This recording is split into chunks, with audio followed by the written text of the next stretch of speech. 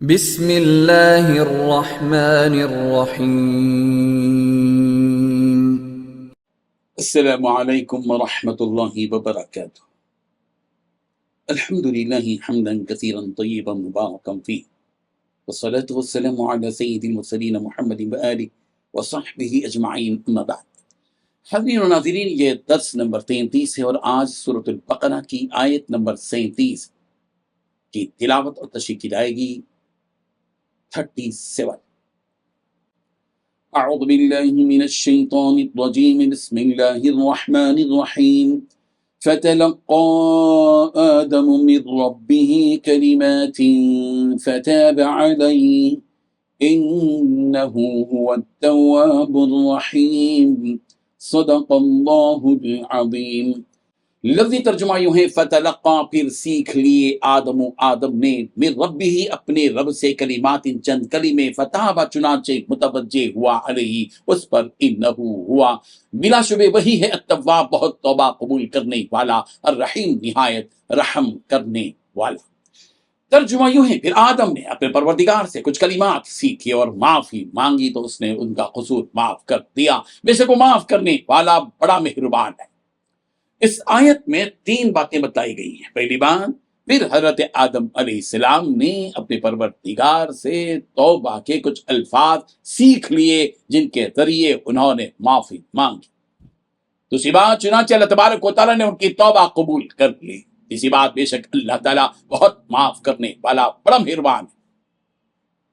بزرگان محترم، حضرت آدم علیہ السلام سے جب لغزش ہوئی اور اس کے نتیجے میں جنت سے نکال دیے گئے اور نکل جانے کا حکم دیا گیا تو حضرت آدم علیہ السلام بہت بے چین ہو گئے، گڑ گڑانے لگے، اللہ تعالیٰ سے معافی مانگنے لگے، لیکن چونکہ خوف کا غلبہ تھا، معافی کے کلمات زبان سے نکل نہیں پا رہے تھے، اور یہ ڈر بھی ان کے دل پر چھایا رہا کہ پتہ نہیں معافی مانگنے میں بھی کہیں کوئی لغزش نہ ہو جائے۔ اللہ تعالیٰ کو حضرت آدم علیہ السلام کی یہ کیفیت جو ان کے دل میں تھی، ان کے ظاہر و باطن میں تھی، اس کیفیت پر پروردگار کو رحم آیا، رحمت الہی جوش میں آئی۔ جس رب ذوالجلال کی محبت ہزاروں ماؤں کی محبت پر غالب ہے اور جس کی رحمت اس کے غصے پر غالب ہے، اس رب ذوالجلال نے خود ہی حضرت آدم علیہ السلام کو دعا اور التجا کے یہ الفاظ سکھائے۔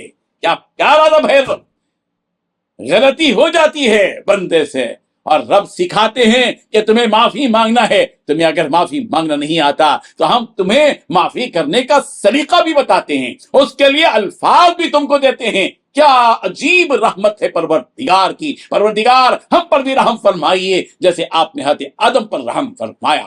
کیا الفاظ تھے وہ جو حضرت آدم علیہ السلام کو سکھائے گئے تھے؟ حضرت آدم علیہ السلام نے پروردگار سے کہا، ربنا ظلمنا انفسنا وان لم تغفر لنا وترحمنا لنکونن من الخاسرین۔ اے ہمارے پروردگار، ہم نے اپنے آپ پر ظلم کیا اور اگر آپ ہمیں نہیں بخشیں گے اور ہم پر رحم نہیں کریں گے تو ہم خسارے میں پڑ جائیں گے۔ بس اللہ تبارک و تعالیٰ نے اپنی رحمت کی بارش سے حضرت آدم علیہ السلام کے اس لغزش کے داغ و دھبے کو دھو دیا، معاف کر دیا پروردگار۔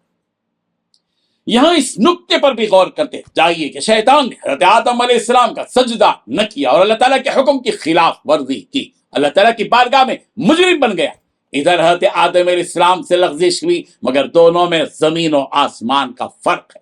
شیطان کے گناہ نے اس کو شرمندہ نہ کیا، گناہ کے بعد وہ اپنے گناہ پر اڑا رہا، جس کی وجہ سے ابدی اور دائمی پرمیننٹ ذلت اور رسوائی کے گڑھے میں گر گیا، دلدل میں پھنس گیا۔ ادھر حضرت آدم علیہ السلام سے جو ہی لغزش ہوئی، فوراً ہی نادم ہوئے، شرمندہ ہوئے، رویا، گر گرایا، بلبلایا، اپنے قصور کا اعتراف کیا، مغفرت اور رحمت کی بھیک مانگی۔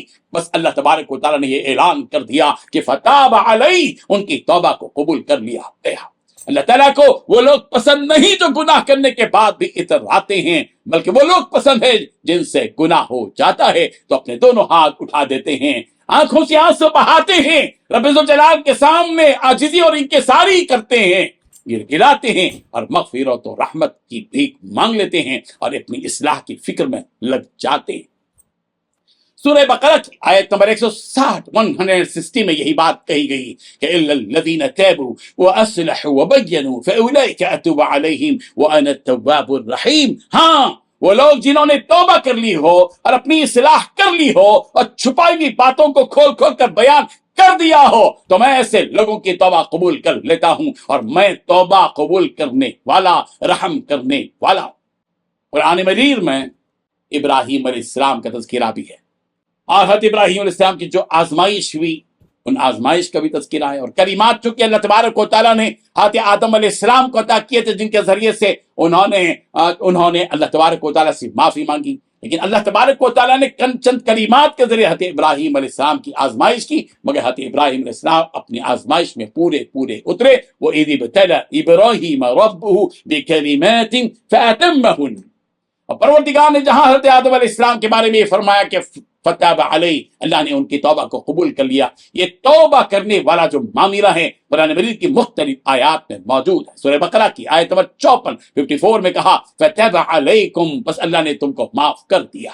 سورہ بقرہ کی آیت نمبر 187 میں ہے علم اللہ انکم کنتم تختانون انفسکم فتاب علیکم، بس اللہ نے تم کو معاف کر دیا۔ اللہ تعالیٰ کو معلوم ہے کہ تم جو ہے خیانت کرتے تھے اپنے آپ کو، اور پروردگار نے تم کو معاف کر دیا۔ سورہ طٰہٰ کی آیت نمبر 122 میں ہے ثم اجتباہ ربہ فتاب علیہ وہدی، اس پروردگار نے اس کو چن لیا اور اس کو معاف کر دیا، اس کو رہنمائی کی۔